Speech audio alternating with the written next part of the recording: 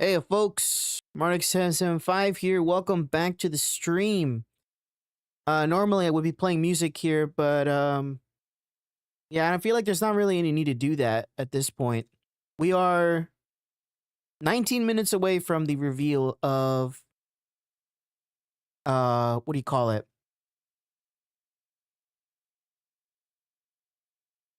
Of the reveal of the Last Druid. Sorry. My mind's a little scattered right now. I was dealing with something earlier that made me a little bit annoyed, let's just say that. But yeah, we're here, we're live, and we are enjoying. And I have a little bit of a surprise for you guys.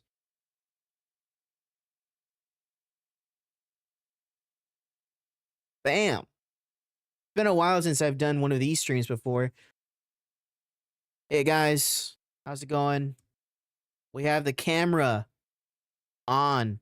Isn't it amazing? So yes, as you can see, we are here waiting on the official Path of Exile Twitch channel for the reveal. I might turn off my camera just so you guys can see everything. I don't know. I think I'll keep it on since I don't want to get, copyrighted for just showing this without anything. We'll see. Let me turn this on real quick. There we go. So, where was I? Anyway. So, we have 17 minutes here, just kind of waiting. Let's talk about what we want to see from the Last Druid. So, obviously, let's talk about what we know so far. So, we know for sure Druid's coming, clearly in the title. What else do we know? We know that there's going to be a new league mechanic involving the Val. That's going to be interesting. Anything else? Pretty much that's all I know personally. I haven't really kept up with some of the information out there just yet, so, Yeah, that's basically all I know. So what do I want to see personally? Well, first off, I think the biggest thing I want to see right now is... Hold on. The biggest thing I want to see right now, for sure, is fixes to the bugs. Specifically, the bug where it basically freezes the entire screen for a moment. That is one of the worst bugs I've ever had the unfortunate pleasure of knowing. Just horrible bug. I don't know why it does that. In fact, that's actually been there since 0.2, which is just not good. Not good at all. What else do I want to see? Okay, here's one thing. Now, I know some people are, hardcore Path of Exile fans, but, for me personally, I do wish that they would make the trials easier. I know.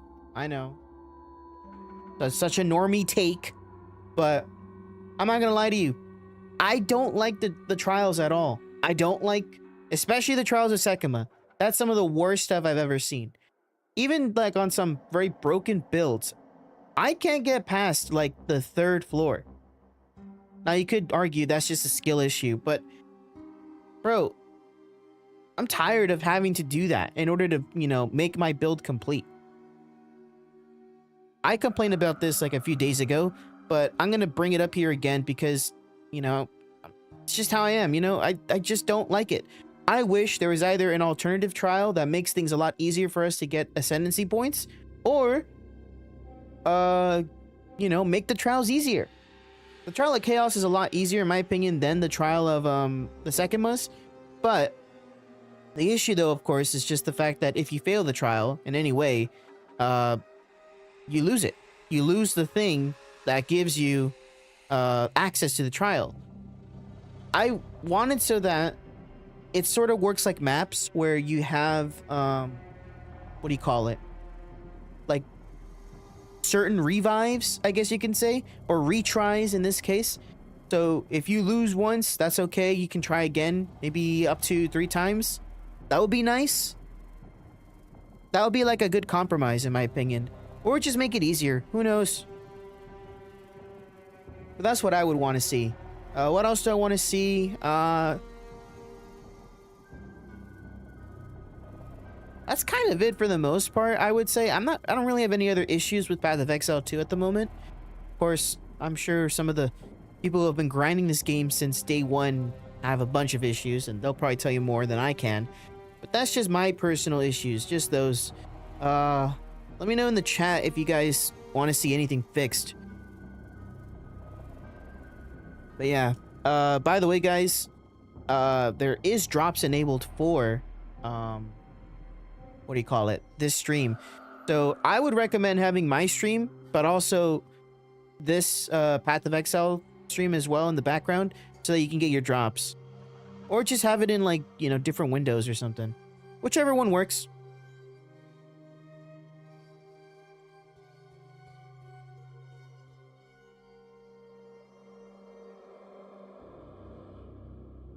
But yeah, I'm very excited for this, man. I have been waiting for this for a while. You know, ever since, what was it? Ever since Last Epoch announced that they would be doing, like, every 4 months a new update. And then obviously the same with Path of Exile. I was really excited to see competition between the two companies. But of course, as you guys may have known now, Last Epoch, unfortunately, has basically just gone way downhill since then. I mean, they're not even sure if their roadmap will even stay a roadmap. You know what I mean?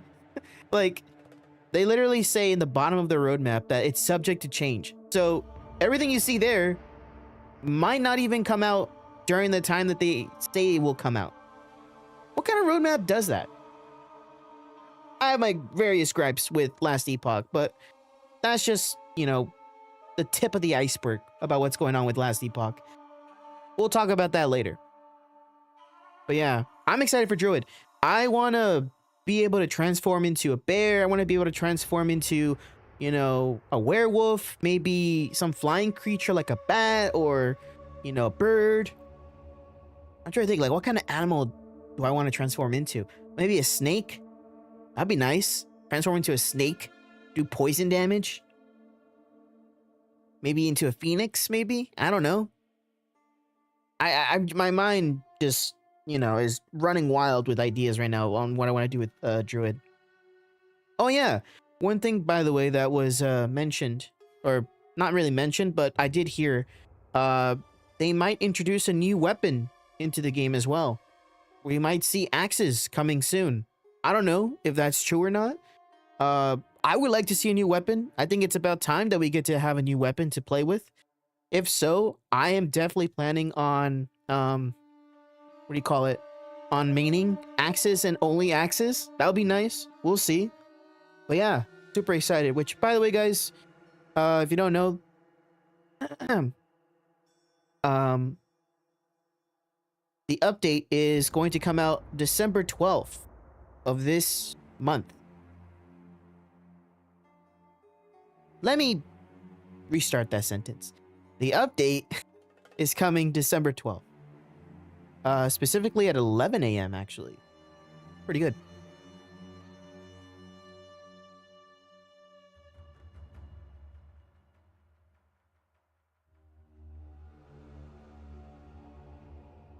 I'm just so excited, man. I cannot wait. I really cannot wait. I want to be able to play the Druid. I want to be able to see what he can do. It's gonna be so good. So good.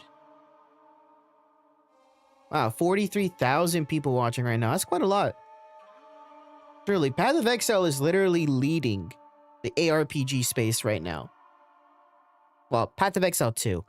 I mean, we were just playing Time Quest 2 and their update yesterday, but it just doesn't compare in terms of numbers to Path of Exile. It really doesn't.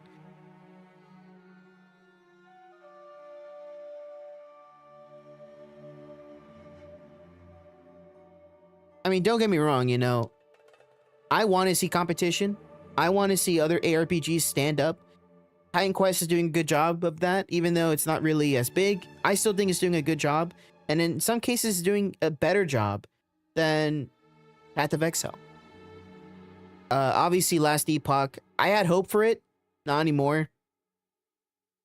You know, maybe they might come back if they keep pushing good, you know, updates and they undo that, you know, that stupid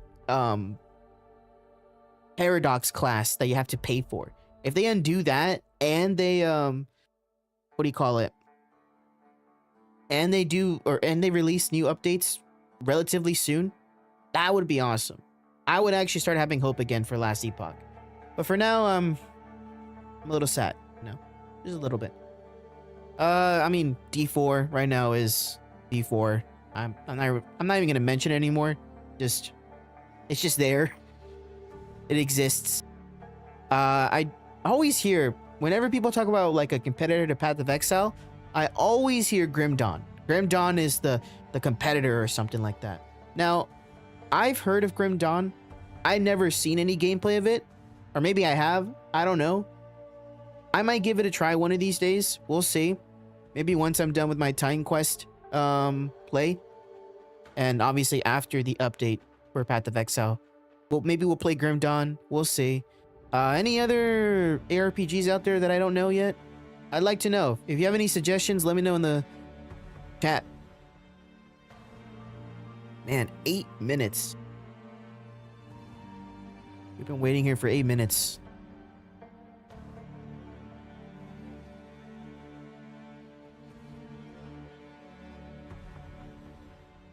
I'm excited. I am excited. I'm very excited.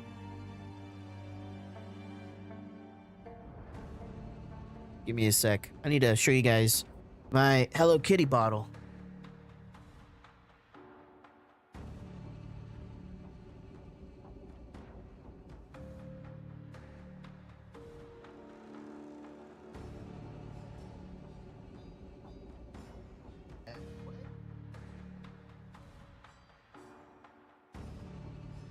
Huh. 1 second, guys. That was a little weird.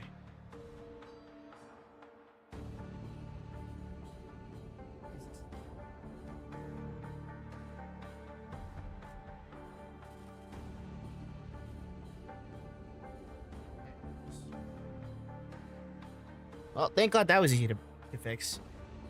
Anyway, for those who don't know, I have a Hello Kitty tumbler here. I just got it for the colors, really. Good.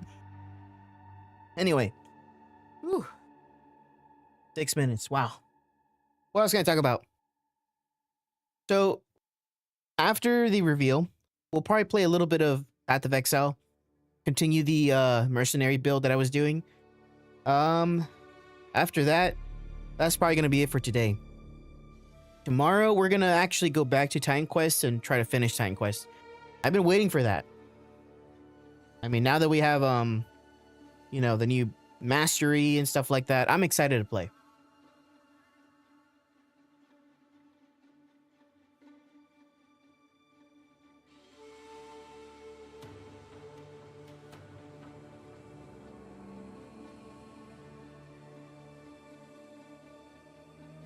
I'm thinking probably after tomorrow, I might take a break from Titan Quest. Maybe. We'll see. Honestly, Titan Quest has been doing such a wonderful job of keeping my attention. I want to keep playing it. I do. And then afterwards, obviously, I want to do something else. I might play some Battlefield. We'll see. Oh yeah, of course. Forgot to mention. We're gonna be wow. Next week's gonna be a great week. I'll tell you that for sure. We got the what do we got? Trying to think. We have the Game Awards happening next week. We also have the update coming on next week. And I do believe also next week is the release of the new Battlefield 6 map, which is so surprising. Weren't we just here like a few weeks ago playing the new Eastwood map? And now we're getting another map very soon. I love it. I love it. It's gonna be great. It's gonna be absolutely great.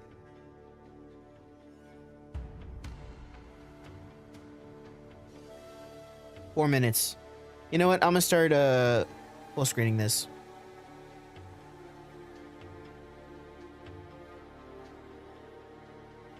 Also, let me go ahead and move that down so that you guys can see the top part.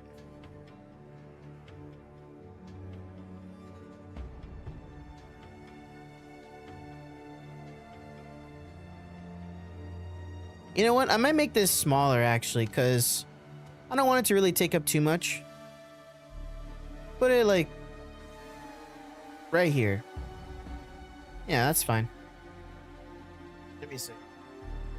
There's a little bit of a gap there, but I'm not too concerned. It's fine. We'll put it right here for now, and then, yeah. Yeah, it'll be fine for now. Okay, sorry about that. Oh, man. 3 minutes. So exciting. What else can we talk about before this stream begins? Actually, hold on. Let me see if I can turn on the lights a little bit. That's good.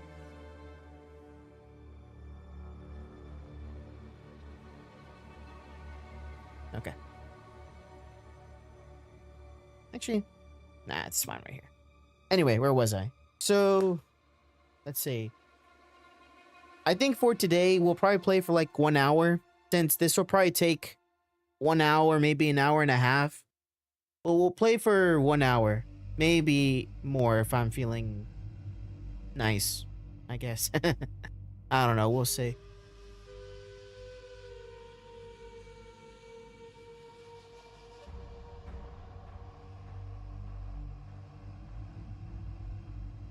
Minutes.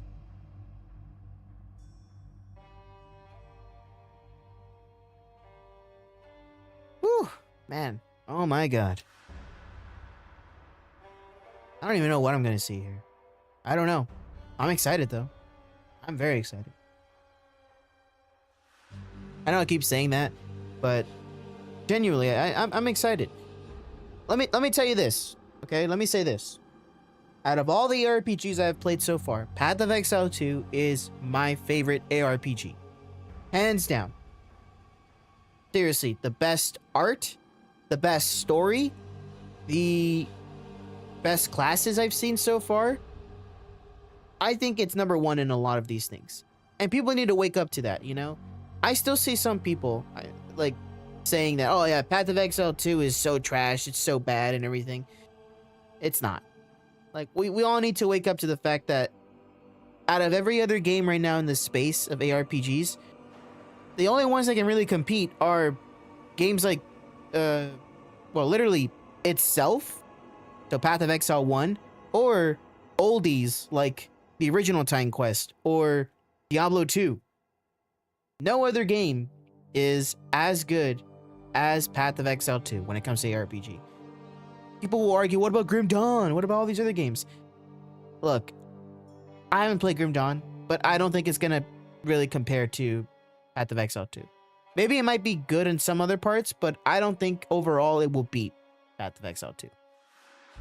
It is seriously the best ARPG, modern ARPG out there. Obviously, I'm not gonna say it's the best ARPG.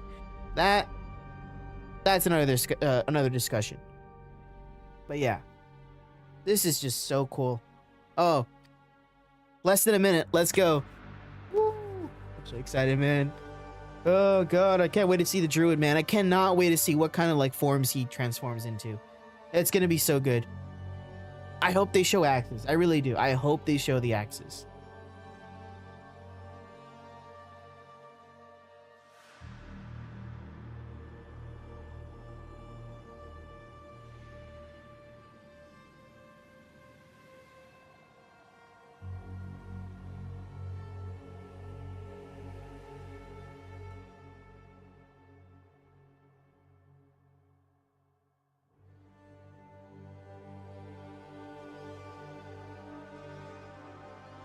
Oh god, here we go. Here we go. 5 seconds. Let's go. Hi, I'm Jonathan Rogers, Game Director on Path of Exile 2, and welcome to GGG Live. Oh! Today we're going to show you an exclusive reveal for what's coming next for Path of Exile 2. Twitch drops are enabled on today's live stream, so Good. you'll be able to claim your Verdant Wilds dodge roll effect by following the instructions below. Now today, it's finally time to show off a new class that we know everyone in the community's been waiting for. So let's roll the trailer for Path of Exile 2, The Last of the Druids.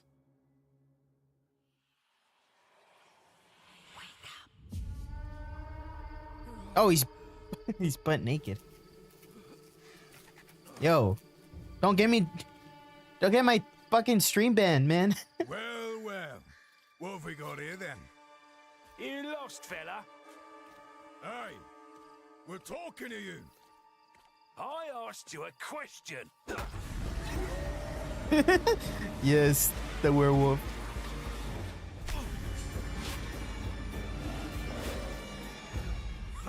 What's wrong with him?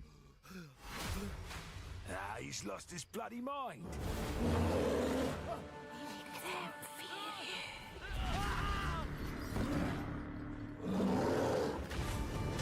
Oh my god.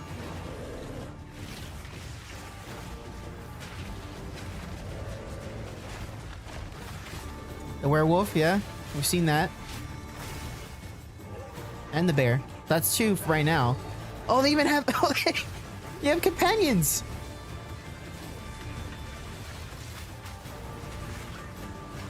Ooh, okay, totems. What is that? Oh my god, that looks like a wyvern or something. Oh my god. That looks cool as hell. That is cool. So we got confirmed bear, werewolf, and wyvern, I guess? That's 3. Are those the only one though? I want to know. I will find you, Eve. Evil? What does that mean? Now, as you can see, the Druid is a shape-shifting elemental spellcaster. Mm-hmm. After his fellow Druids were destroyed by the King in the Mists, the Druid lost his humanity in the forests of Ogham, where he wandered for years as a beast. Now, finally reawakened, he's determined to find his lost wife and regain his humanity. The Druid has been one of the hardest classes for us to design. As well as having human spells, he has 3 animal forms, and we So it wanted is to make 3. sure that there were interesting combos between all of them. The Druid is our first hybrid strength and intelligence class. That means he needs to have the ability to use spells and attacks. As a human, the Druid typically uses magical staves to harness the powers of the earth and the natural world. One of the first skills you will learn is the ability to create small volcanoes from the earth. This skill spits out balls of magma at your enemies, and will continue to do so for some time. While the volcano is active, turn into an animal and wade into melee range. Many of the skills you use as a human last for a significant period of time, giving you a good chance to turn into an animal and rage out. Okay. But how do you turn into an animal, you may ask?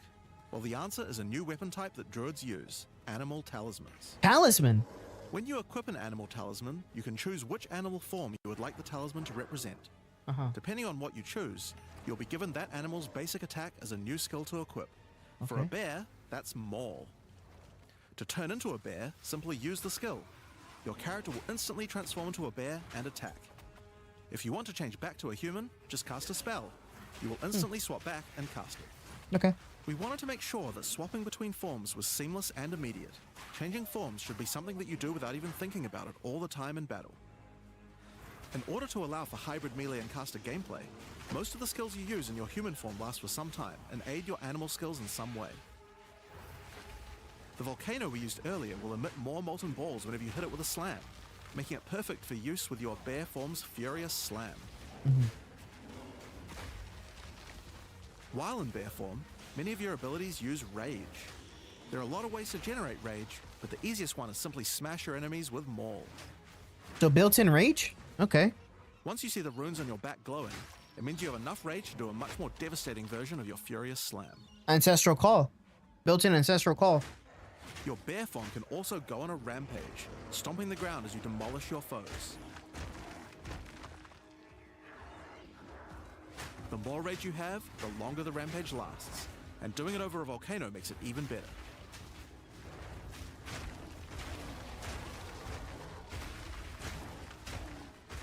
As you consume rage, your bear form will generate endurance charges, and these can be used with skills like Ferocious Roar.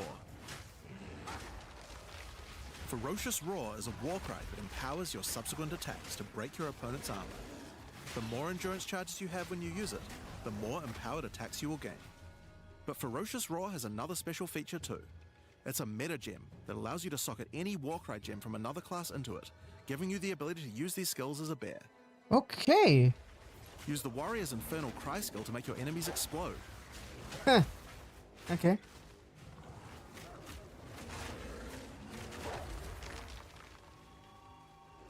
Or use Seismic Cry to stun your enemies and double up the number of slams you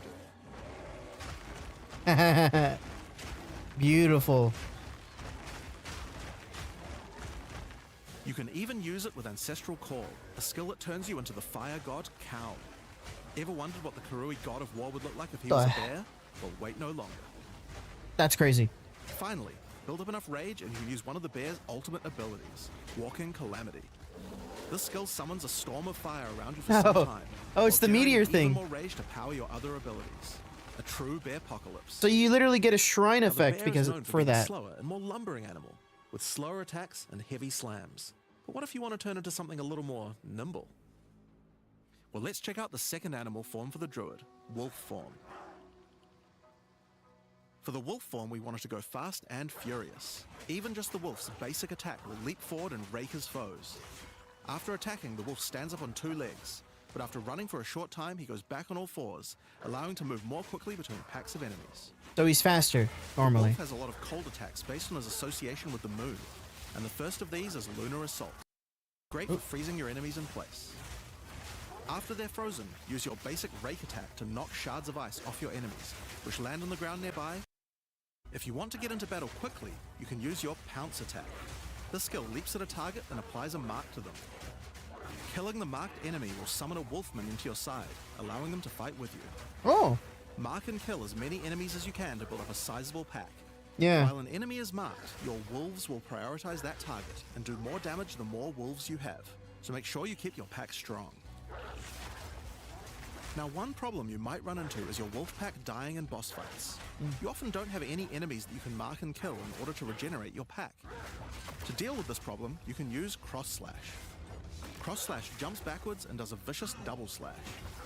Any marks on your target explode and triggers their abilities. This allows you to pounce to mark an enemy and then summon a wolf even without killing them. Cross Slash also has another feature though.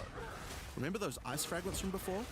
Well, Cross Slash will propel any ice shards on the ground towards its central target. Oh, First, freeze your enemies with Lunar Assault.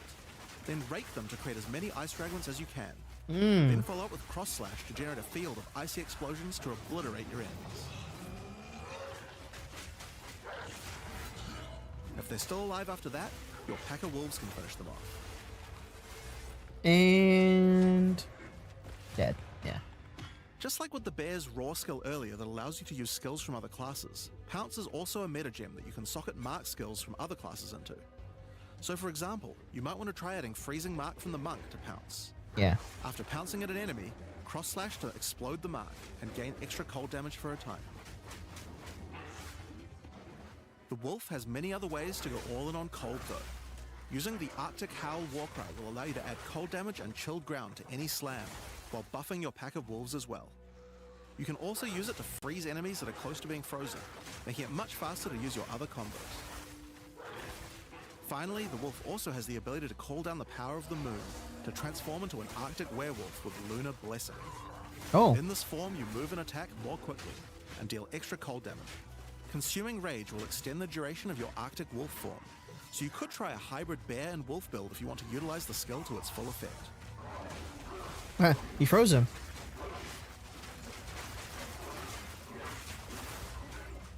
Alright, let's talk about the third form available to the druid, and I think it's a cool one, the Wyvern. The Wyvern has a number of long-range breath abilities, but that doesn't mean you can't get into melee range when you want to. The basic attack of the Wyvern is Rend. Jump forward into combat and slash your enemies with your lethal talons. If they're close to being stunned, you can blow them off balance with a blast from your wings, causing an explosion of damage. After the battle though, it's time to feed. Devour the corpses of monsters to create power charges. And this is when the Wyvern's abilities really come online. When using Rend, you can consume a power charge to charge up your wings with lightning. Not only does this do a bunch of damage, but it allows you to turn this melee skill into a much larger AoE attack. Okay. Once your wings are charged, your Wing Blast will also do lightning explosions for even more damage. If your enemies are close to death, no need to wait for them to actually die. When you see this blue marker, just devour them alive. Fresh meat is much tastier after all. See, that's like a So those are some melee options, but how about range? coal thing. Well, I you don't know. wouldn't be much of a dragon if you couldn't breathe fire after all. Sure. Rolling Magma is the first of the Wyvern's breath attacks. Spit balls of fire that bounce along the ground. These balls will trigger volcanoes as well. So Oh. it's a good idea to cast one as a human right Not before bad. you start spitting. But that's not all you can spit. You have something a little nastier in that gullet of yours. Spitting a barrage of oil at your enemies will cover them in a viscous sludge that makes them easier to ignite. If you have power charges though, plant your wings in the ground and vomit a barrage of lightning-infused projectiles. The more Vomit? power charges you have, the longer you can do this for. But make sure you keep your foes at range. You're vulnerable to melee attacks while channeling this skill. In Ah. order to help with that, let's take a quick diversion back to some of your human abilities. As a druid of Scoth, you have the ability to harness the power of nature to create entangling vines to slow down your enemies. Another of nature's punishments is the thunderstorm. Creating one of these will create periodic strikes of lightning from the sky, and will also make your enemies wet. Why is that useful? Well, of course, things that are wet are easier to shock. Yep. Use it with lightning damage from your wyvern form to enhance your damage. Making things wet also makes them easier to freeze, so it works nicely with your wolf form as well. And you know what else likes water? Plants. Water your plants to give them various extra abilities. Use Oh. Lightning Storm with Entangle to make them last longer, and attach more vines to each enemy, slowing them further. Summon Thrashing Vines to slam at your enemies for a time. Oh, that's Any that are the created in water will be larger and deal more damage. mushroom druid thing. Now then, with our enemies sufficiently subdued with our plants, time to really lay into them with our lightning-infused barrage. Now, this last wyvern ability is just ridiculous, but we felt like we had to do it. Use Flame Breath to take to the skies and rain down a stream of fire on your enemies. You have wings, so we have to take full advantage of them. Hey, after welcome to all. the stream, Nico. So fly around and burn in it.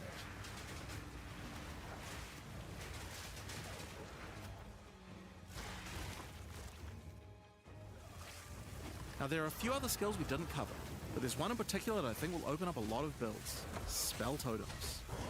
Spell Totems are meta gems that let you create a totem that will automatically cast any spell in the game for a time. In order to create one, you will need to spend 3 endurance or 3 power charges. You could use them to throw fireballs, summon comets, or shower the area in lightning. Really, the options are kind of endless. Your bear form can easily generate endurance charges by consuming rage, and your wyvern form can easily create power charges by eating corpses. So it's pretty easy for the druid to get the charges needed, but they're also available from quite a few other places as well. I'm sure we'll be seeing a lot of different spellcaster classes thinking about how best to take advantage of these. I'm going wyvern. Now, of course, along with a new class comes a bunch of new support gems. We've added over 30 new supports throughout the game, but I'll show you a few of the cooler ones here. Fan the Flames can be added to any wind skill to spread fire from one ignited enemy to the other enemies behind them.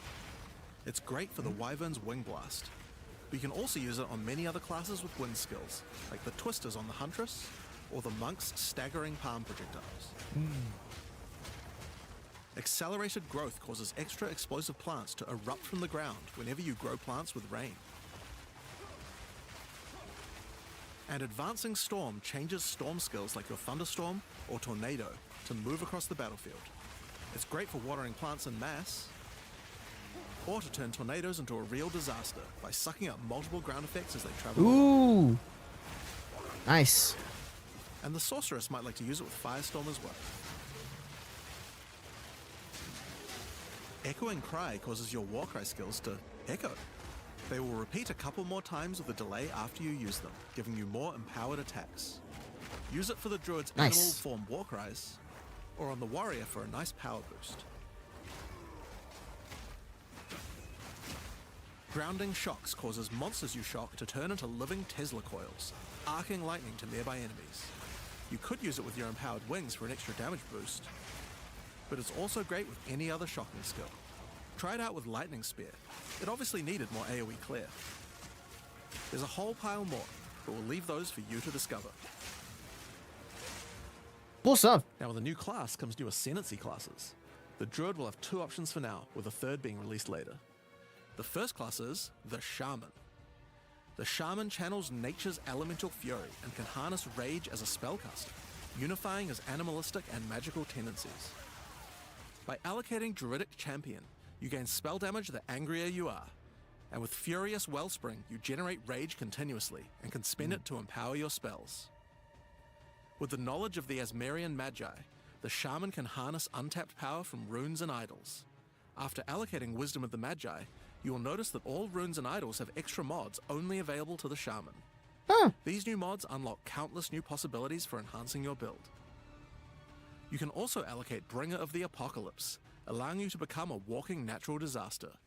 After dealing enough elemental damage, storms of all elements rain around you, destroying all who would face nature's fury. There are other abilities for the Shaman, but I'll just show a few from each class for now. The other Druid ascendancy is the Oracle. The Oracle perfected the power of foresight and utilizes this in combat to gain massive advantage. When taking Fateful Vision, you will see visions of your future self using specific skills. If you decide to follow this path by using the skill yourself, it will do significantly more damage.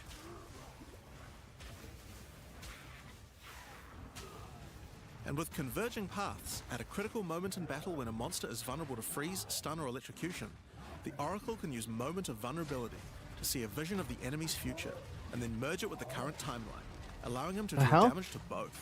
What? What? And one of my favorites, when you first become an Oracle, you'll notice over 130 new extra passives appear in the Druid section of the tree.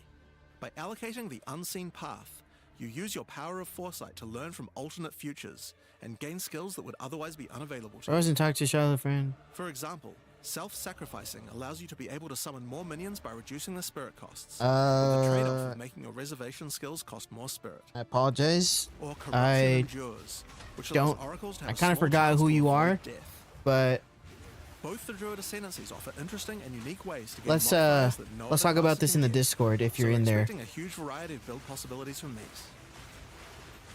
Now there are unique talismans for the Druid to use as well. Okay. Won't Yeah, I spoil know all who of you them, are. but this one was particularly cool. Let's talk later in the Discord. Fury of the King turns your bear form into a fire demon, converting most of your damage to fire.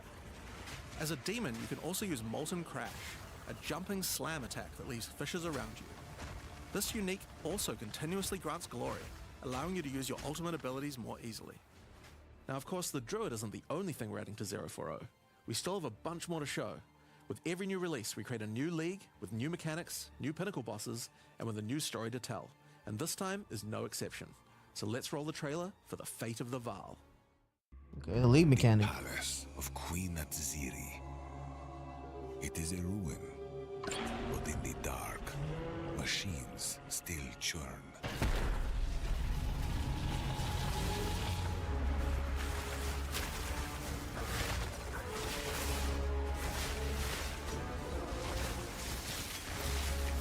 The temple has many functions, and with it, a chance to save the Vaal. A gateway through time.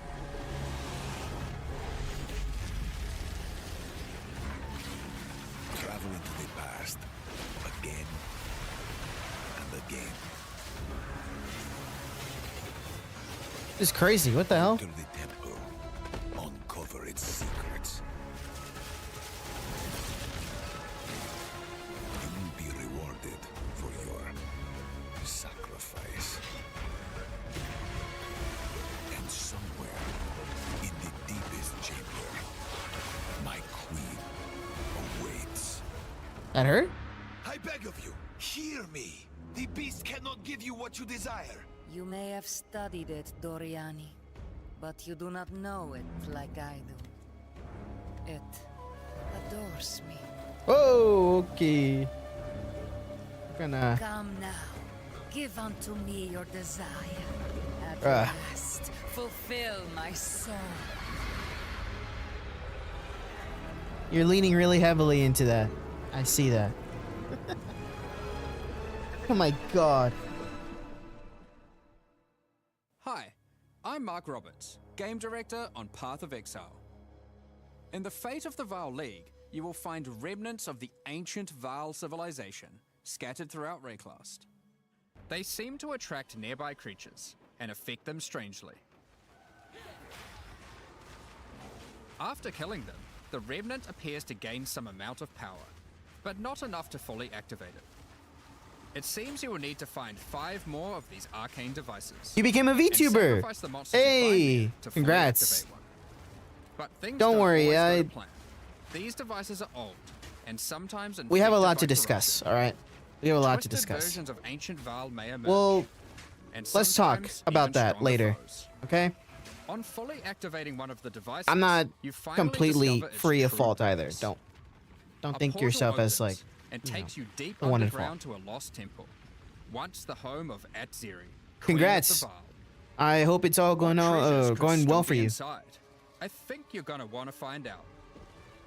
In front of the entrance is a console of some kind, and on activating it, you can see a map of the temple. Atziri's personal chambers are on the far side. Oh, there she is. But how could anyone get there? There are disconnected rooms, and the layout doesn't seem to make sense. And that's when you realize the purpose of the ancient devices scattered through Rayclast. The temple is powered by sacrifice. Okay. And this energy can be used to modify the very structure of the temple itself. Each time you run the temple, you will be given 6 rooms Good that stuff. you can place. I reached allowing you a to craft your own dungeon to explore. I got affiliate Place like years paths to ago, link but up I the dungeon, quit because I and wanted a place rooms multi-stream. beside them full of precious loot. After you are happy with your choices, open the temple and discover the results of your efforts. Each room contains different challenges along with its rewards. On entering a room, the doors will slam shut behind you and you will need to face the encounter within. But choose wisely. It's important where you place the rooms to get maximum returns. For example, when placing a commander, you could just place it anywhere along an existing path, but a much better strategy is to place it next to a garrison of troops for him to command. For more rewards, I guess? With better leadership, the garrison will level up, making the monsters harder, but also more rewarding. Yeah. Different rooms have different requirements for leveling up. For example, if you want to fully level up a smithy, you will need to supply it with golems from an adjacent golem works, and hook up a generator to the power network to supply it with power. After doing so, the golems will be powered up, making them Nice. much more dangerous. You don't need to memorize what interacts with what. When selecting a room, you will be shown the locations that will make other rooms level up, and exactly what effect it will have on the temple. Okay, I see that. After running the temple, a few of the rooms will destabilize and be removed. It will be up to you to rebuild the temple, adding 6 more rooms each time you come back, Okay. making the temple larger and larger and larger. Wow. So, that's the basic functionality of the temple, but there is a lot more. Once Doriani finds out about your travels to Leraval, he will attempt to persuade you to take on a new mission. The temple entrance contains a prototype of the time portal device. It will be able to take you back in time, but only to one specific point, right before Atziri triggered the cataclysm that destroyed the Vaal. He requests that you go back and attempt to stop Atziri to prevent the Vaal from ever being destroyed. I don't know if you can do that.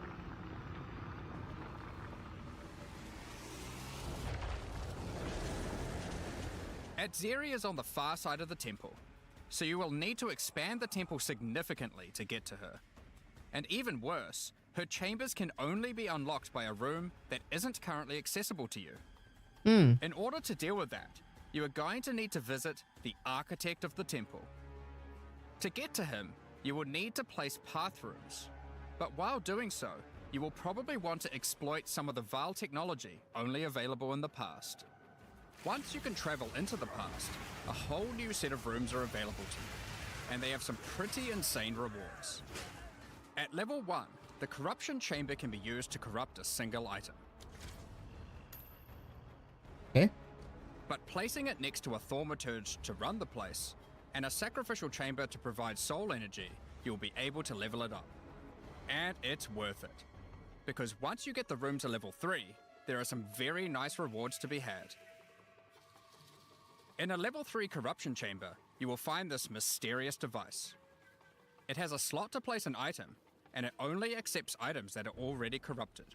Oh, okay. What will happen to them? Well, normally once an item is corrupted, you can't modify it any further. You can modify it now? This device allows you to corrupt your item a second time, adding another enchantment. This has the capability to craft some very powerful items indeed. But be warned, the Vaal are all about taking risks in the pursuit of power. It's all There about is a 50% risks. chance that the item will be destroyed. Makes sense.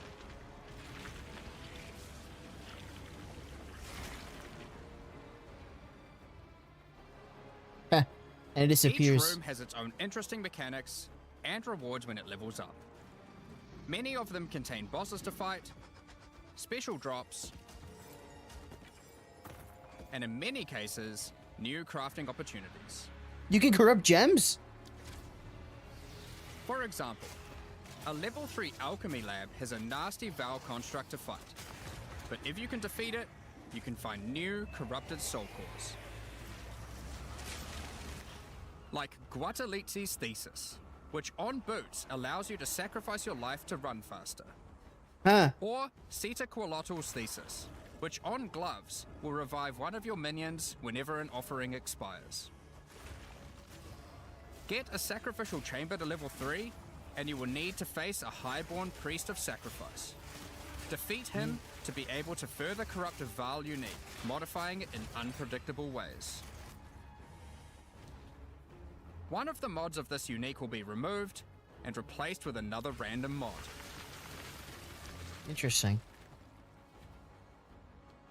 For example, this Soul Mantle. It gives you an additional totem, but lowers your totem's life and curses you when they die. By using the machine, this could result in a terrible item if you remove the good mod, but also some amazing items if you replace the downside. Now, one extra thing to mention about these Vaal crafting machines. You don't have to take the items you want to craft into the temple. If you don't have the item you want to craft with you at the time, then clicking this button will allow you to create a currency item instead, allowing you to do the craft later or trade it if you want. Now, there are all sorts of interesting rooms you can find in the temple, but the last one I want to show you today is the Flesh Surgeon. A Vaal Flesh Surgeon can be leveled up by placing him next to a high-level synth flesh lab. Okay. But be careful. The Flesh Surgeon has some rather unpleasant experiments in his personal lab. New bosses. Afterwards, you might notice the surgery table just sitting there. The Vaal are great at crafting items. Why not do some crafting on yourself? After laying down, you'll be asked which limb you'd like to replace. No way. Left arm, perhaps your right leg. Each limb can get a different set of random bonuses, so choose wisely. After getting up from the table, try out your new limb. It seems to work fine, and even perform better than your normal one. Now, Okay. there is just one thing with replacing body parts. It's permanent? If you die and are resurrected, your body will return to its natural state. Ah, okay. You might need to return to the Vaal Surgeons if you want another robot arm, and maybe get a better one next time. So don't die, basically. Some rooms, like the Commander, can give you a new type of reward. Medallions that can be used to manipulate the temple in other ways. Okay. Using a Queeper-Lartl's medallion will allow you to artificially boost a room, even if it doesn't meet the normal requirements to level up. And a Huatalotli's medallion will stop rooms from destabilizing when you complete a temple, allowing you to guarantee getting a reward a second time. Great if you want to stock up on double corrupts. Now, with all that aside, time to face the Architect, and you will be in for a fight. Oh my god. Once defeated, you will find another console that can be used to modify the temple. But this one is special. It allows you to place new types of rooms with specific rewards. There are rooms with specific uniques, Oh, special runes, and currency. But also a few other, more niche crafting experiments. Like this one, that can extract the socketables back out of an item at the Okay. cost of destroying it. I mean, that's fine. That's actually pretty good. Now, something really important is every league we release a significant amount of content for the in-game. In order to make sure that the Fate of the Veil works well for late-game players, we've added many mechanics to make sure that you can scale the difficulty and rewards to match. Okay. Getting some rooms to level 3 adds extra mods to the entire dungeon, and these stack with each other. So in endgame, when you can get some really big temples, you can generate a challenge that can even match the strongest of characters. We also start to introduce ways to store up energy for the temple, allowing you to save up many runs so you can do them later at your leisure, and not interrupt your mapping too often. Now in each league, it's important that we have a new pinnacle boss to test your character's might. In the Fate of the Veil, you will get to face Adzeri while she was at the peak of her power. One of the rewards you will gain by defeating the Architect is the ability to place the Royal Access Chamber. Once connected to your temple, you can visit it to finally reach the Queen of the Veil herself. This fight takes place at a critical moment in history, right as Adzeri communes with the beast's power and takes her true corrupted Hey, form. don't demonetize me, please. Now, we are not going to show you the whole fight, but we will tempt you with one of the rewards. Okay. This is Adzeri's rule. This staff gives additional levels to all of your corrupted gems and lets you trade life for extra damage. But in addition to that, while using the staff, mirrors of refraction will constantly appear on the battlefield. Any projectile you fire at these will split into a nova, and they can chain from one to the other. So, that's the Fate of the Veil League. But we are also bringing the previous league, Rise of the Abyssal, into the core game, along with a few changes. Now, for those of you who haven't seen what happens when a league is over, it's important to understand that you will not be seeing abysses in every area anymore. Okay. That's fine. Rise of the Abyssal is now one of the league mechanics that can show up randomly in endgame. If you want to specialize in running abysses, there is now a tablet that will allow you to add them to any map you run. You can also craft the tablet to add abyss-specific mods to enhance how they function. Now that Abyss is core, it also needs its own Atlas tree. Yeah. You can gain your first points by completing an Abyss. But there are more available for doing depths and killing certain bosses. And there are a bunch of different options. You might just want more monsters and bosses. But you can also make finishing an Abyss have a chance to overrun a nearby map with the Abyssal. Ooh. Or make your Waystone modifiers also apply to Abyssal depths. You could specialize in the interaction with other leagues, or specialize in a specific Abyssal faction. One of the important elements that we have heard loud and clear is that needing to do Abyss crafting on Waystones is quite annoying. So, we have removed that. In What? fact, we have removed instilling from Waystones as well. This mechanic felt mandatory on maps because it boosted the value of all other content, but it was both annoying to do and resulted in a lot of visual clutter. Instead, we are bringing back some of that power on tablets, which you don't need to craft nearly as often, since they last for 10 maps each. Once you defeat the Arbiter of Ash, you will be able to upgrade tablets to a rare with 4 mods using regular currency. Okay. Even this isn't enough to fully bring back the power you could have gotten from instilling, so we have also buffed the bonuses that tablets give. Going forward, we're not going to be adding any more crafting directly to Waystones outside of the basic currency, because it adds too much micromanagement. Okay. But on that note, Fate of the Veil does bring the ability to corrupt your tablets, hoping to get one of many different random outcomes. Now, with regard to Delirium Fog, even though you shouldn't have to have it on every map anymore, we still did want to make it less visually annoying. Delirium Fog has been toned down significantly, so you won't feel like you're just playing in a sea of grey. Good. Another big source of problems in the endgame is the feeling of getting overwhelmed with monsters. In 031, we reduced the number of monsters in early endgame in order to help with this, but still scaled up the number of monsters to previous levels by the time you got to tier 15. Well, after letting this simmer for a while, we are still getting this kind of feedback. So we are no longer going to scale up the number of monsters you go as you get deeper into the endgame. Instead, we are scaling up the difficulty and rewards by the same amount. So to be clear, instead of increasing the number of monsters by 40%, they will instead drop 40% more items, grant 40% more experience, and have 40% more life, in addition to all the normal scaling they get due to being higher level. This only applies to regular monsters, not bosses. We have also reduced the speed modifiers that monsters can get sometimes, which also helps a lot with this. Now, we did have a large amount of content for endgame planned for 040, but unfortunately we just didn't get time to finish it. The scope was a bit too large, and so we would need to wait until 050 for that.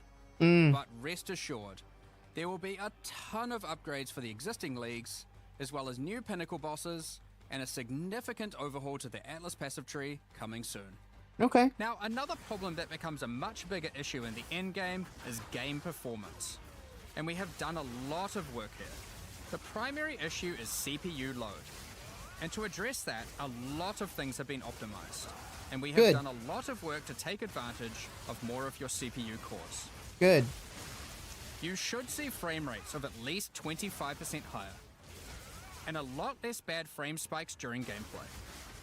It does make quite a big difference, especially on consoles. A lot more work in this area is ongoing, and you will continue to see performance improvements over the next few months.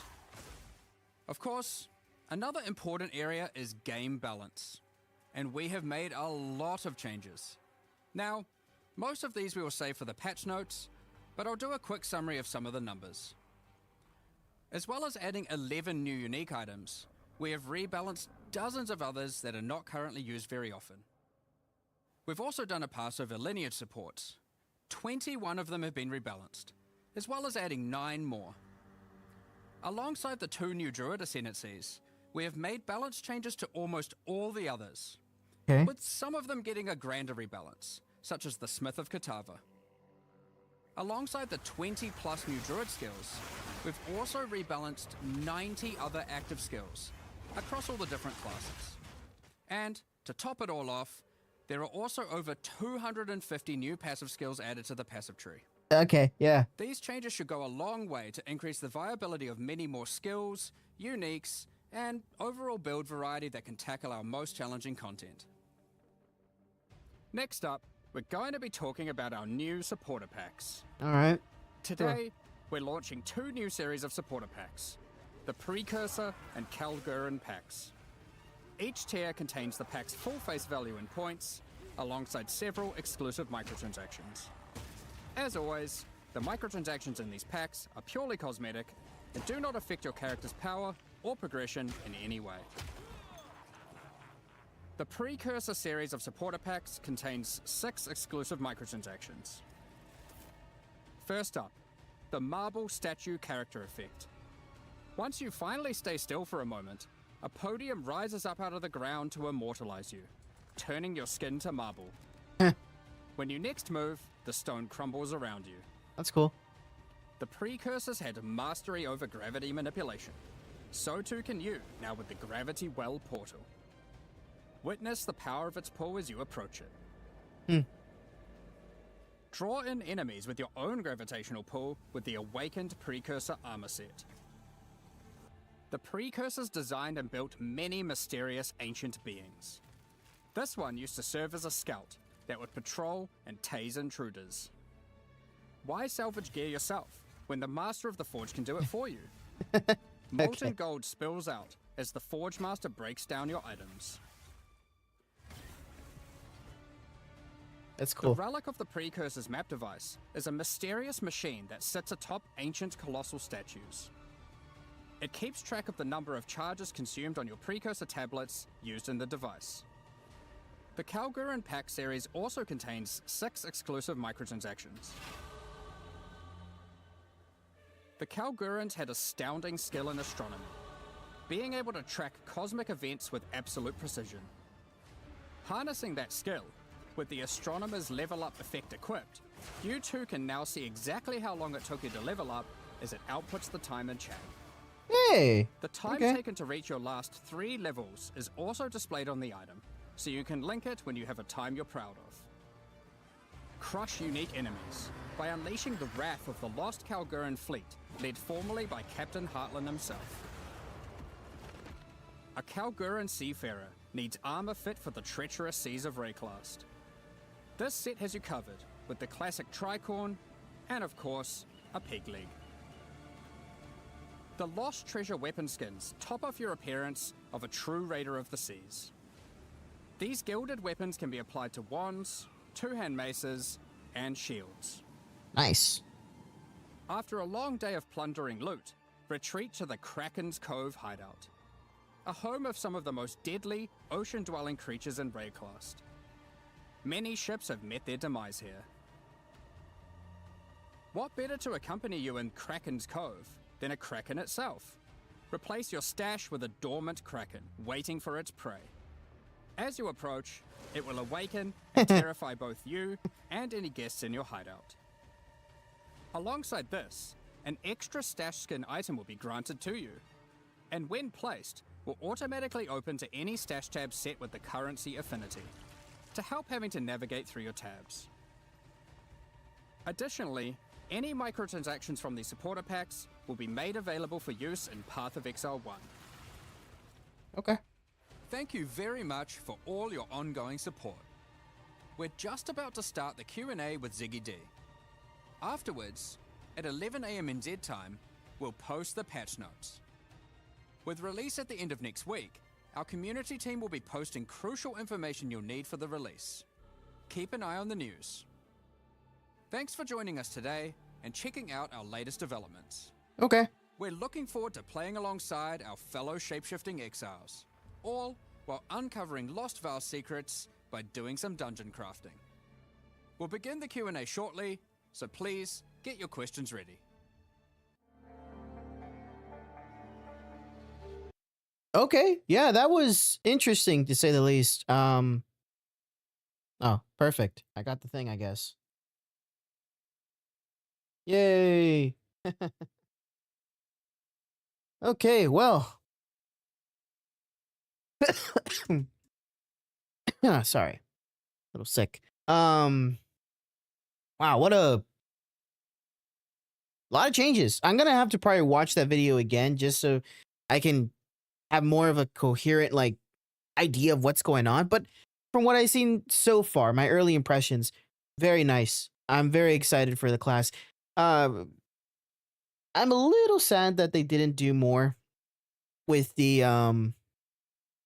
what do you call it? With the druid in terms of like the amount of animals you can transform into. But I think eventually they'll expand that, which I'm hoping they do. But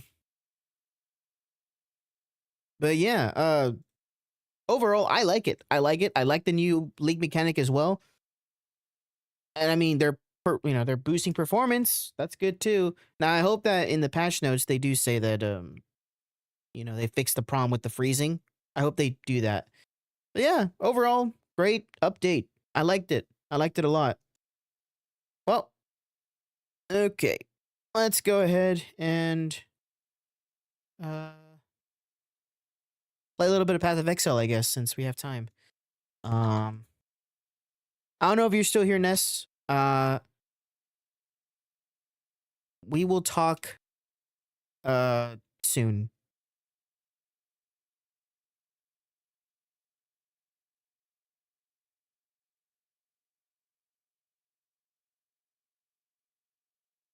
Let's see.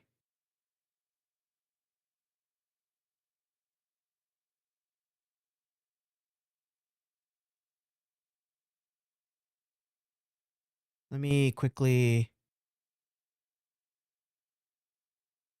go over here. Let's turn on Path of Exile. If you want to see the Q&A, of course, go ahead. Go watch the Path of Exile Twitch channel. I'm not really interested in that. Maybe I'll watch it some other time, but I just wanted to see what they had to show for us. The main points for this update.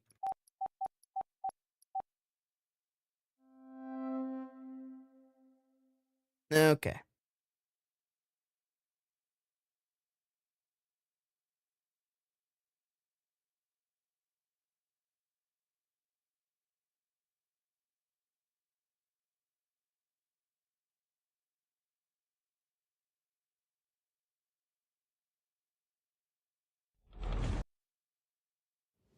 Go ahead and switch to this.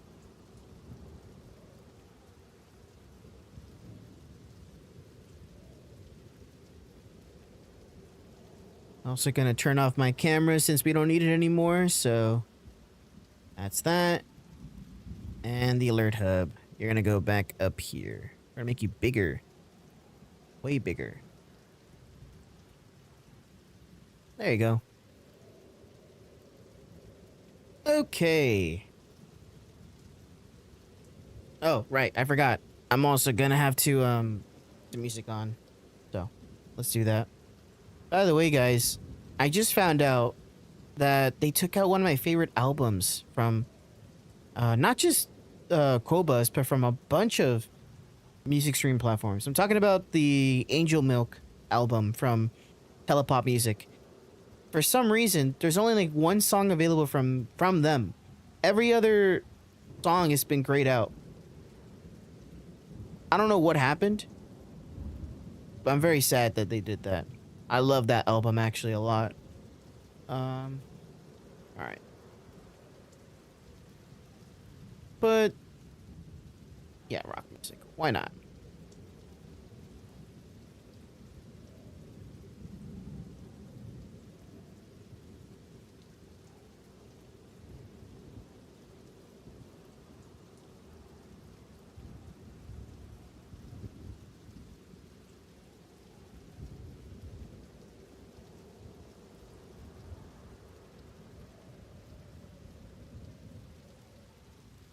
Anything else I need to do? Why not?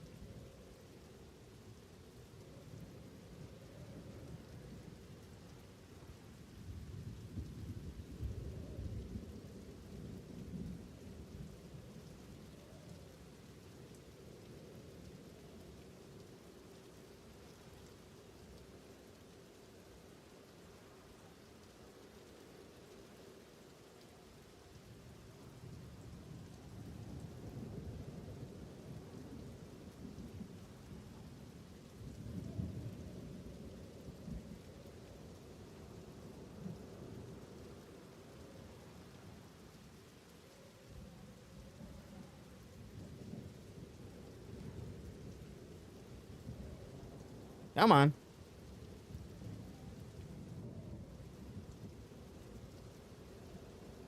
There we go.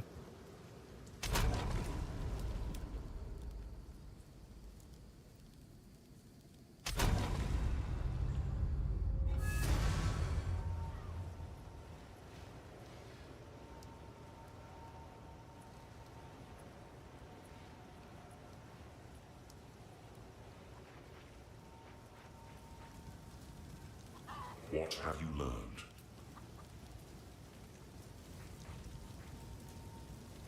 Yes? Take a punt. Remember us when you're famous, eh? It's you.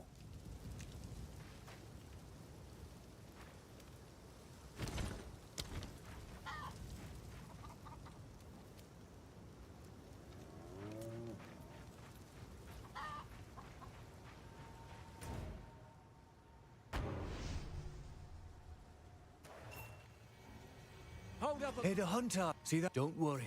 Ready? Oops. Ready? Go on then. Try and keep up. Don't lose sight.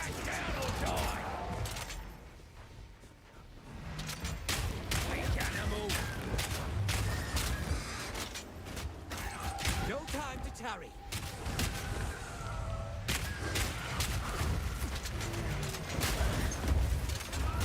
Wrathing's flaring. It's getting stronger. We're wearing it down. Progress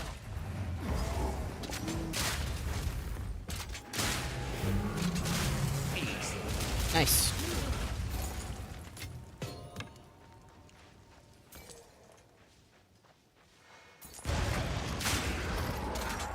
Nay, if we're running off of folk here don't take kindly to strangers.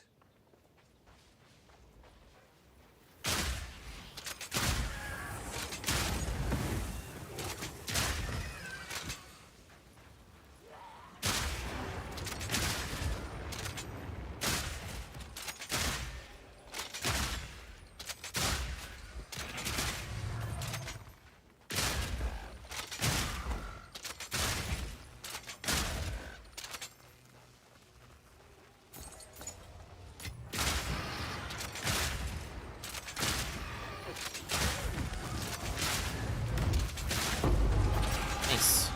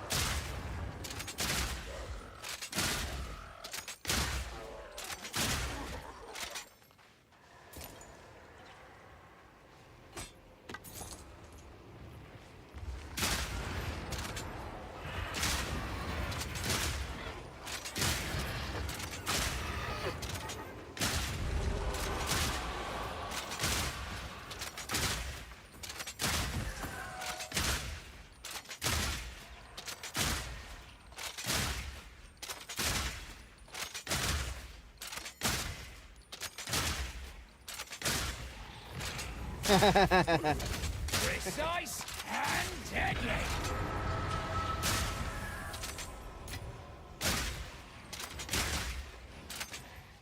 What are you doing?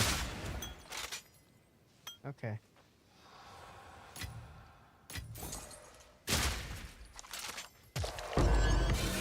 Ooh, okay. Oh.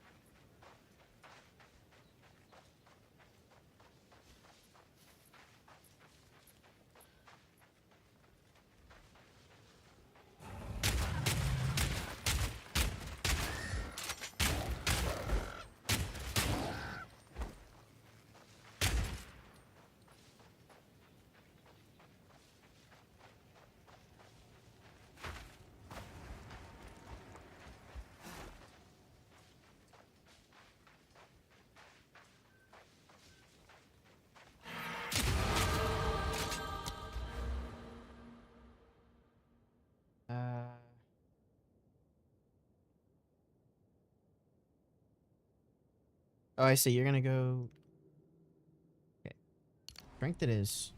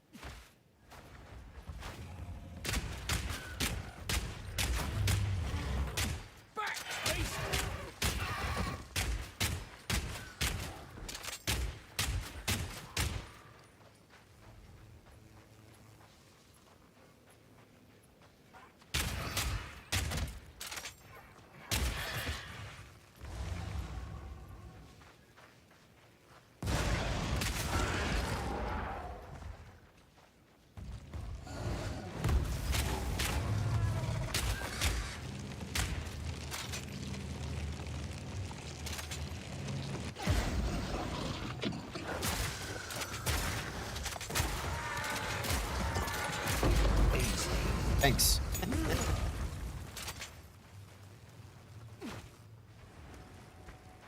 Wait, don't I have the verdant wind thing now?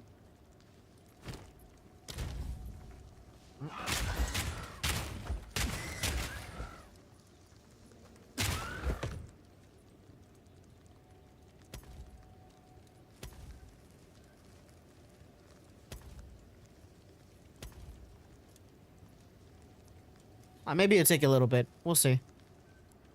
Last time it took a little bit for this thing to arrive.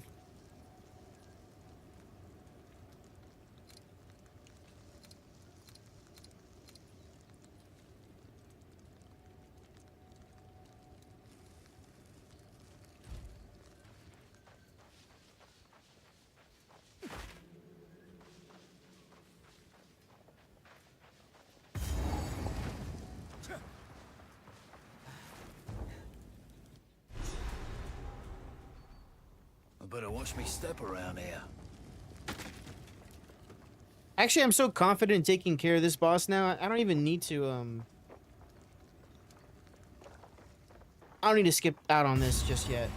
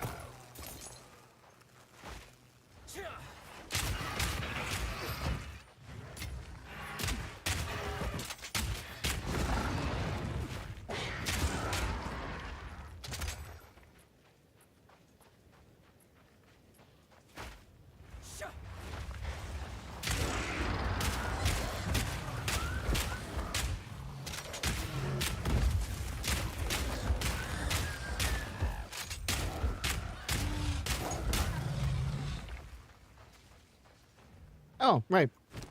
I'm high enough now, I guess. Wait.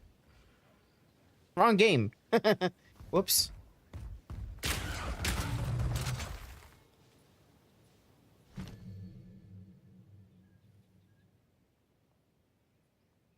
Right.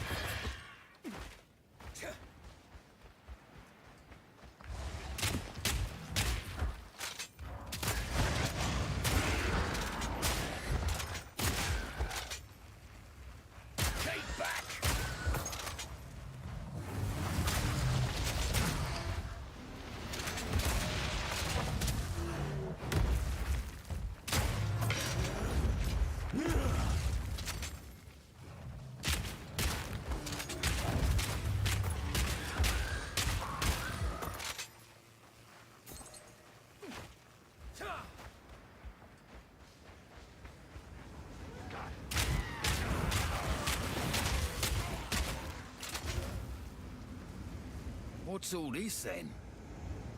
Finn's from these parts. Maybe he knows.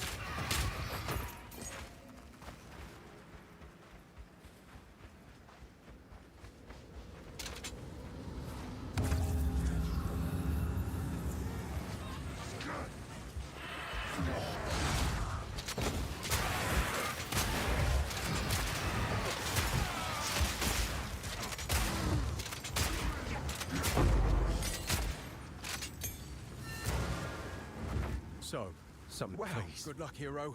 But now, I'm gonna get while the getting's good.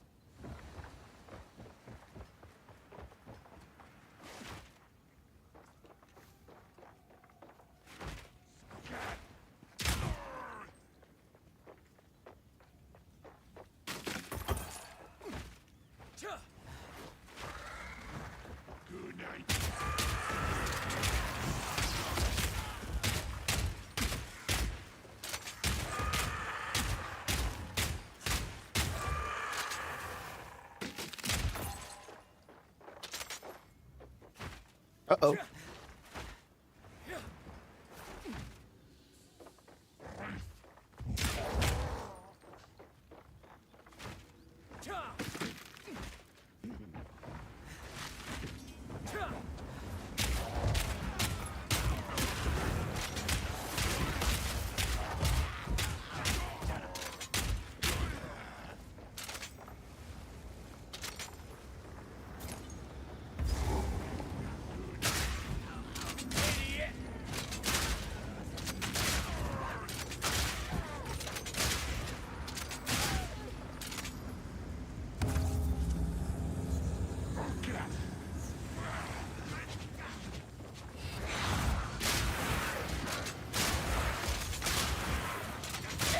Get him! Traveler. Who was that? Where I can't, please.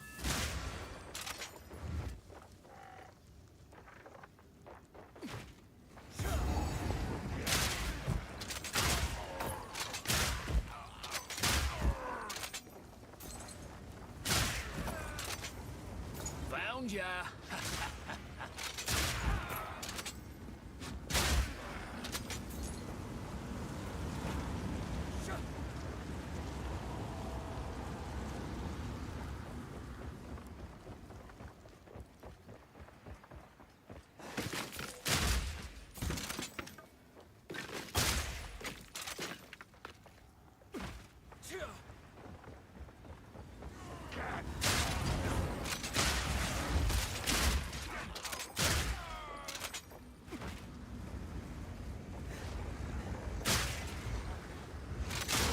Jesus Christ, what's up with the lag?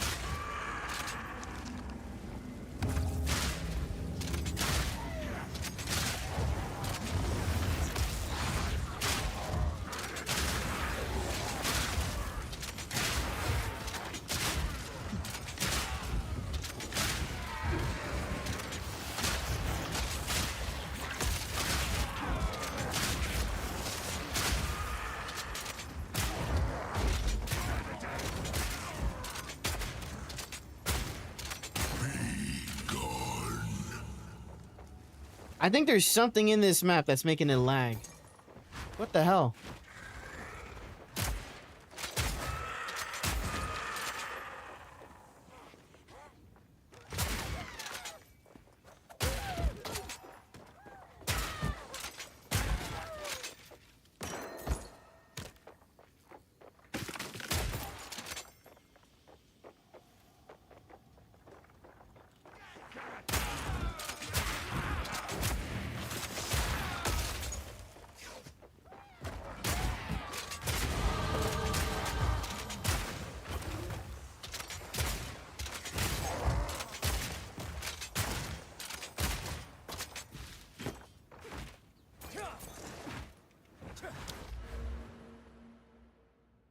I think it was Dex.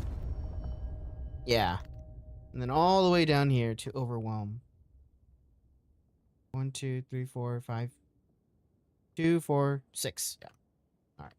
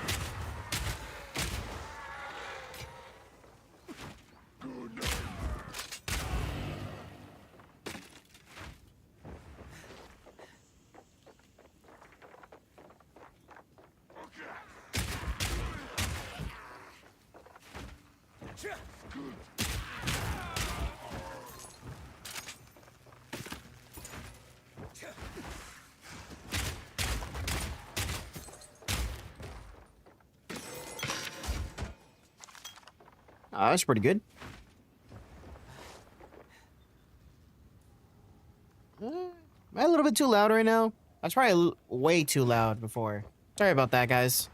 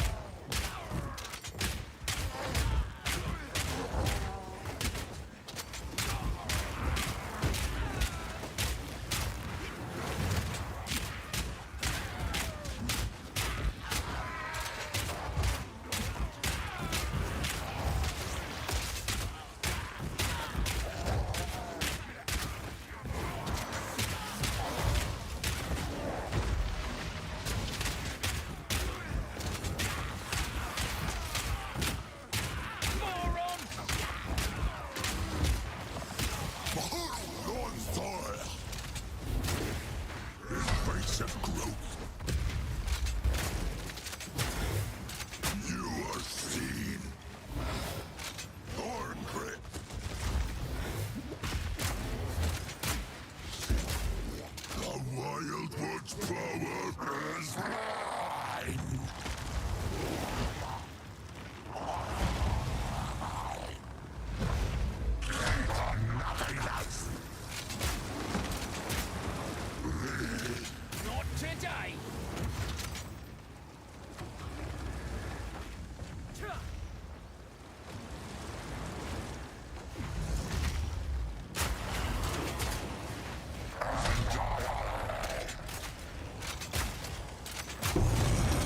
Give me that. So the cultists. Thank you. Later. Gotta stay quick on my feet.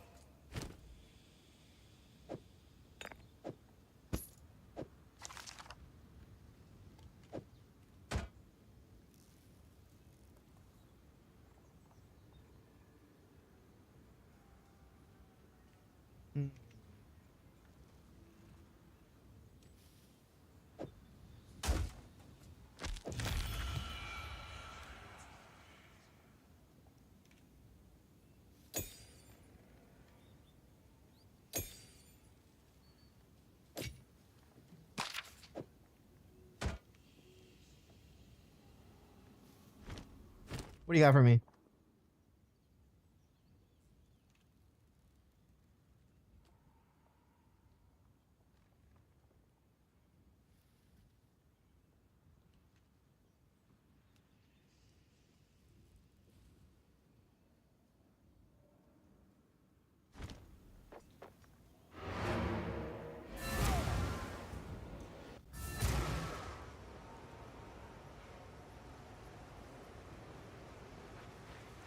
How can I?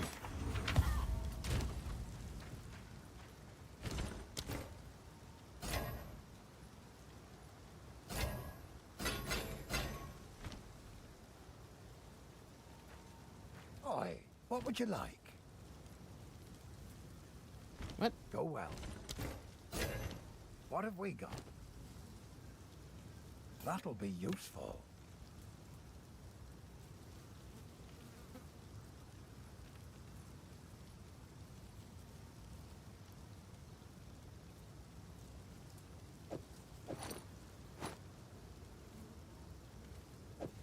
That'll be useful.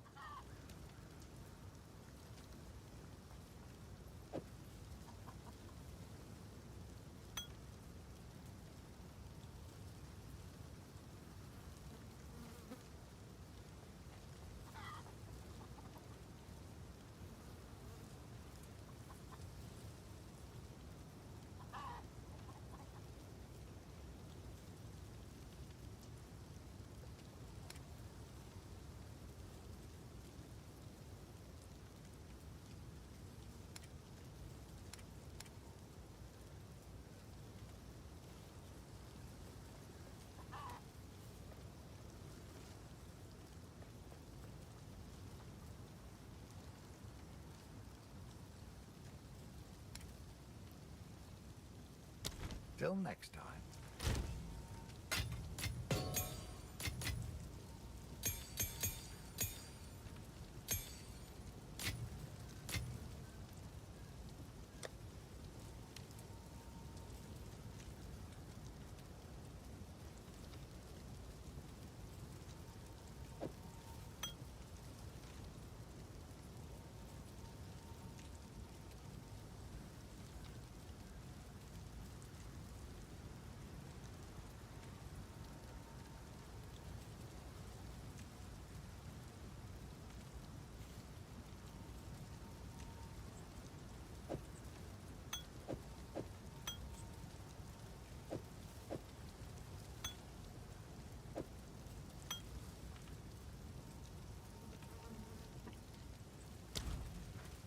How's the Take a look.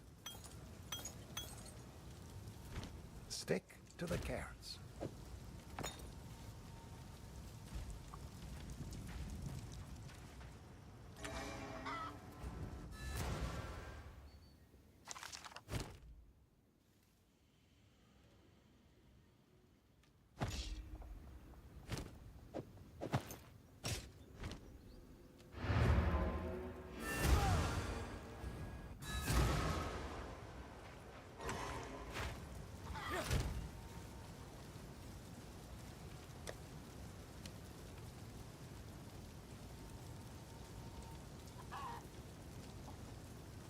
Herald of Ash. All right.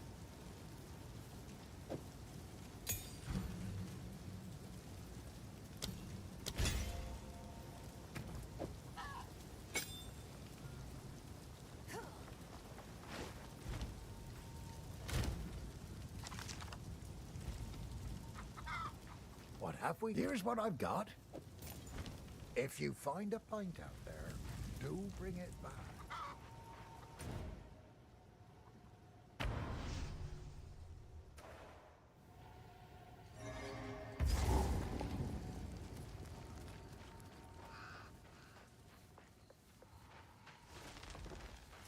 Back down or die!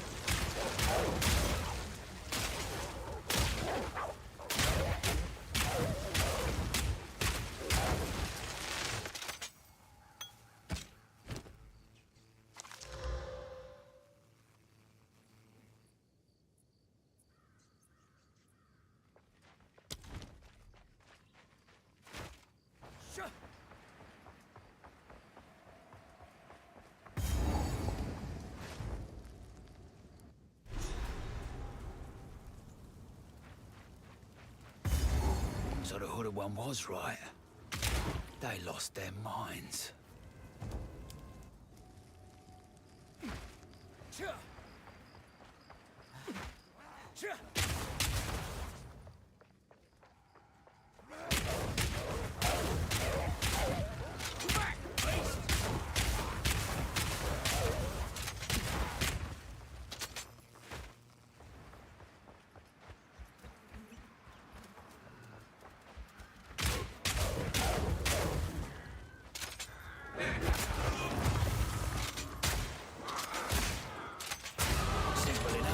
Thank you.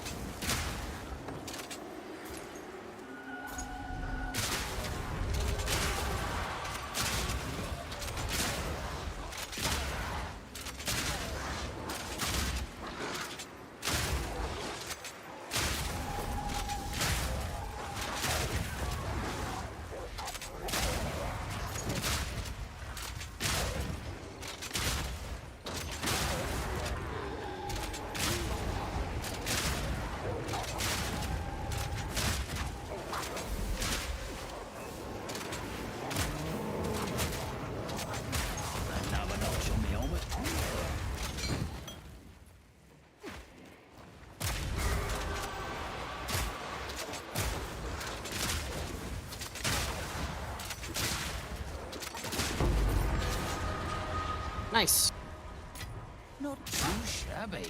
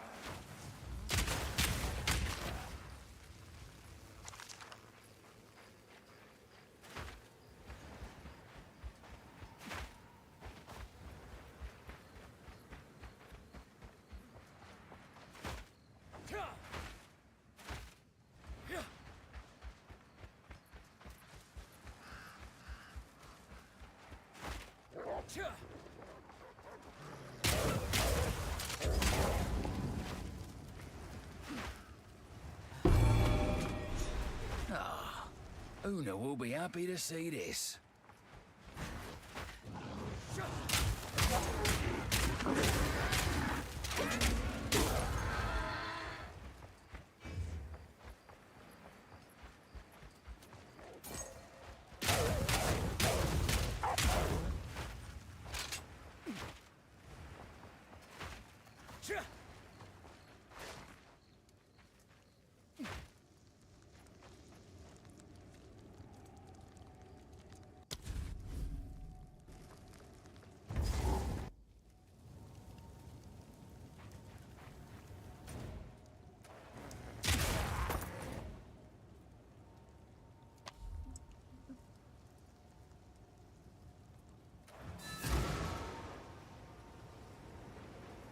The village. You must infiltrate. Go. You found... I think I...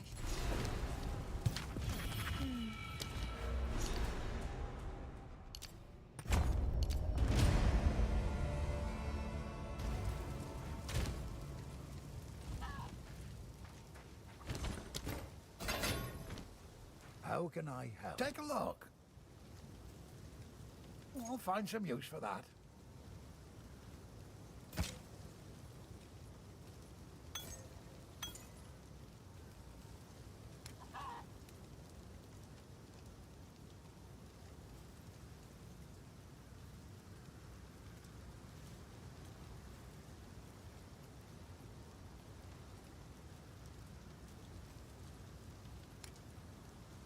Stick to the cairns.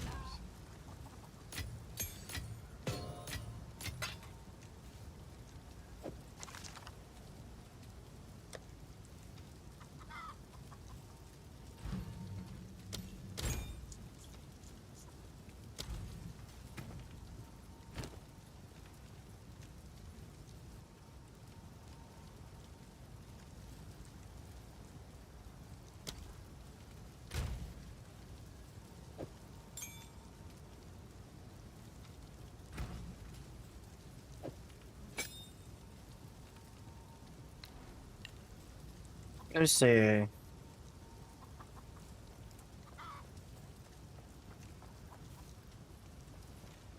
High velocity round. Okay.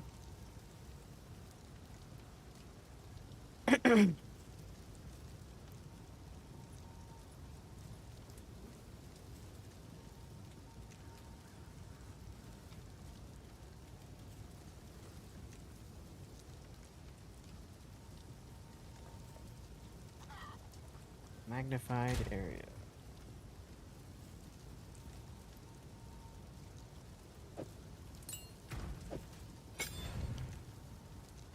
Corrosion and multi-shot.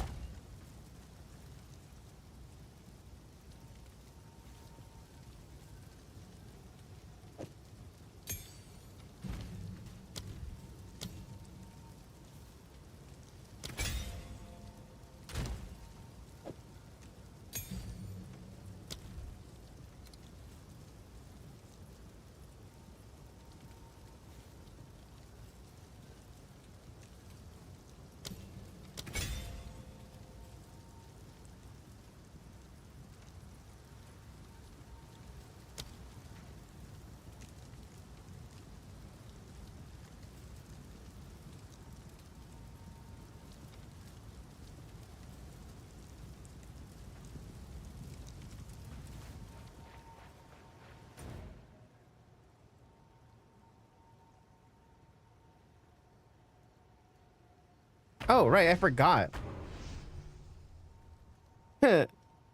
Whoops.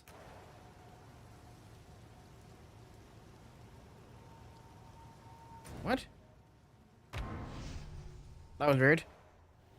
I forgot to take care of the fucking monster. Oh, shit.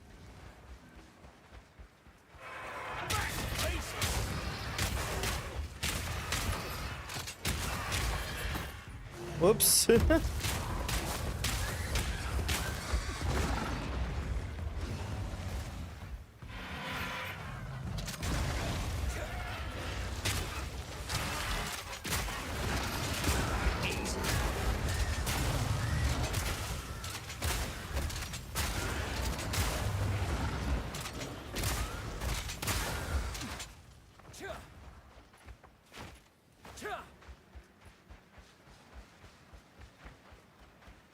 Okay, we're here.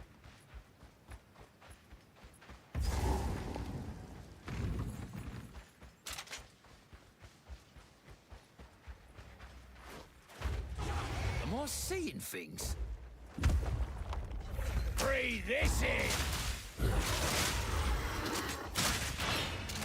Oh my god! I'm gonna get ya!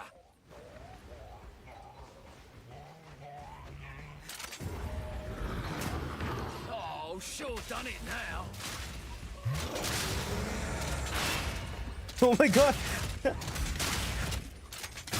I'm gonna kill him!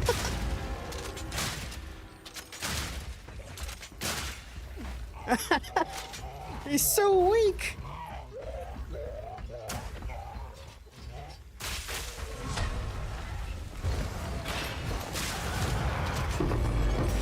This is bloody work. Oh my god. Still, I never did like birds. Okay, that was dumb as hell.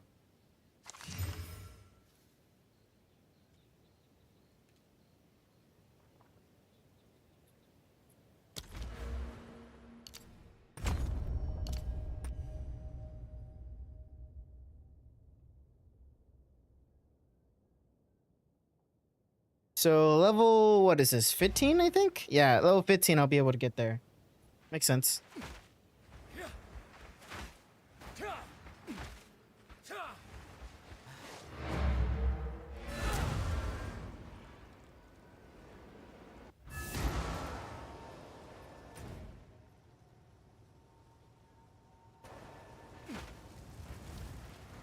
How can I help? Here's what I've got.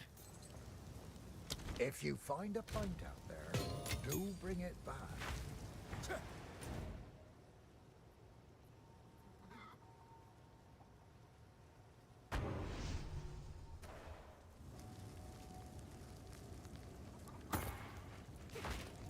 All right, my last map for today.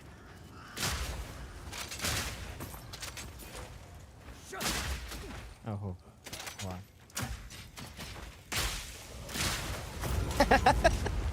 It's destroyed.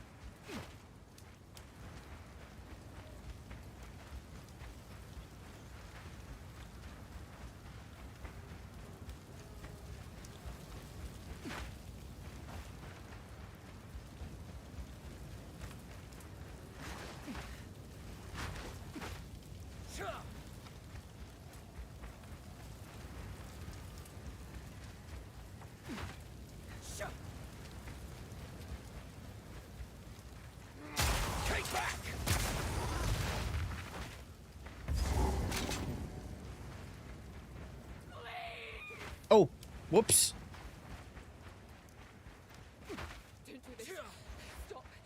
All right, whatever. No escape. Not this time. Great Wolf, take you bastard! This is personal.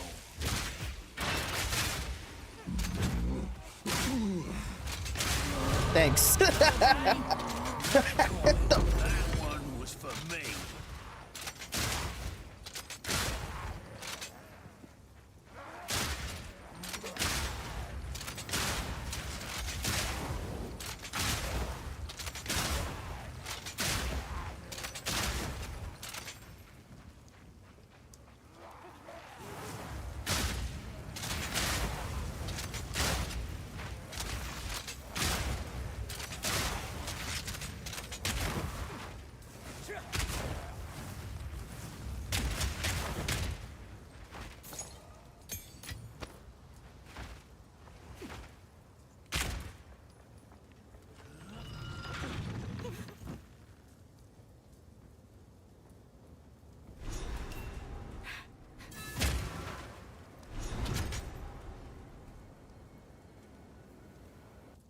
And here I thought I'd reached the manor already. Bugger. All right.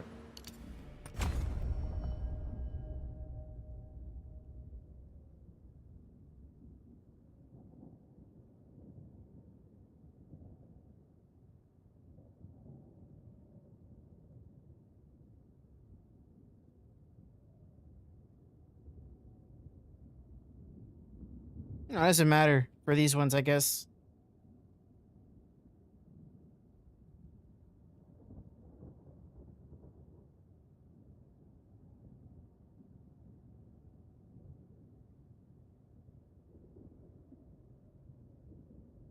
Oh.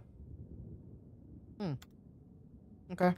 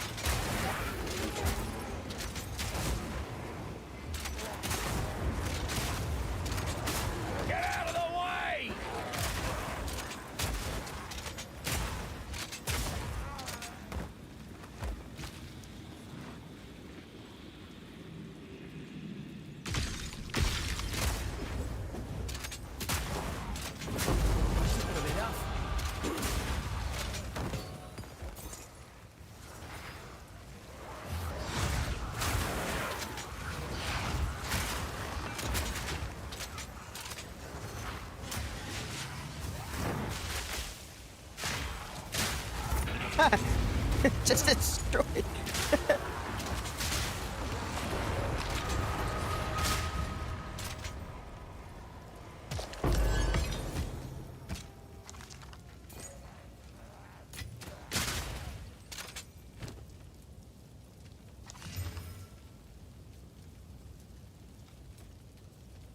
Ooh, not bad.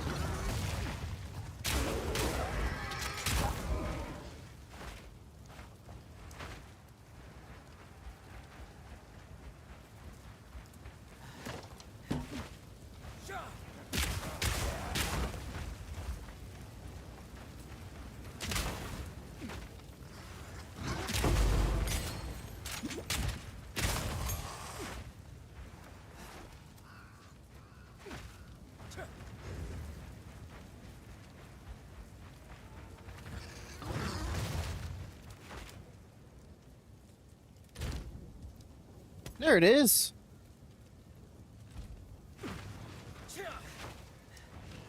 There we go. Oh, look at that. It looks so cool.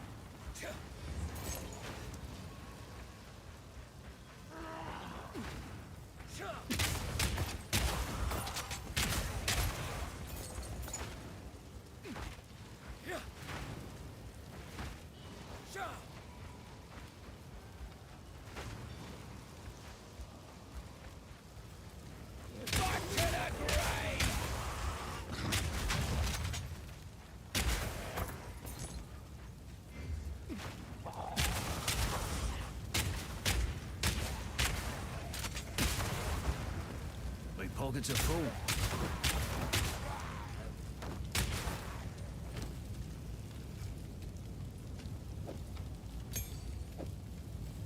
There we go.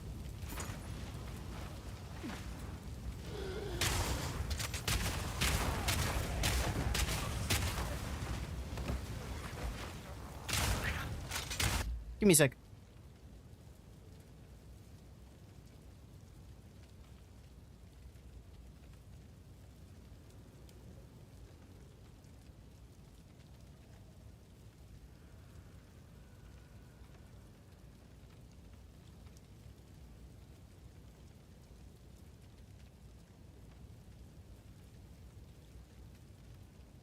All right, I'm back.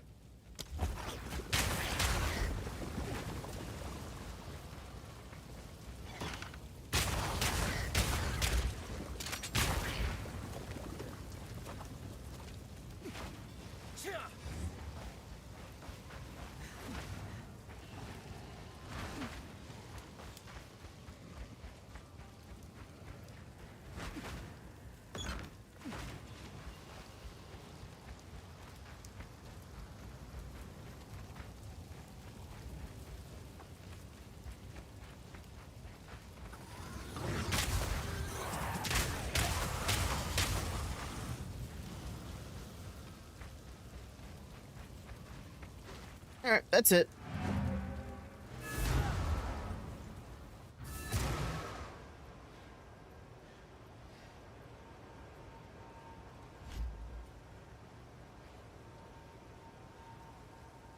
All right. That's gonna be it for me today, folks. Thank you for watching. I appreciate all the support. I'll see you guys tomorrow for some more Time Quest 2.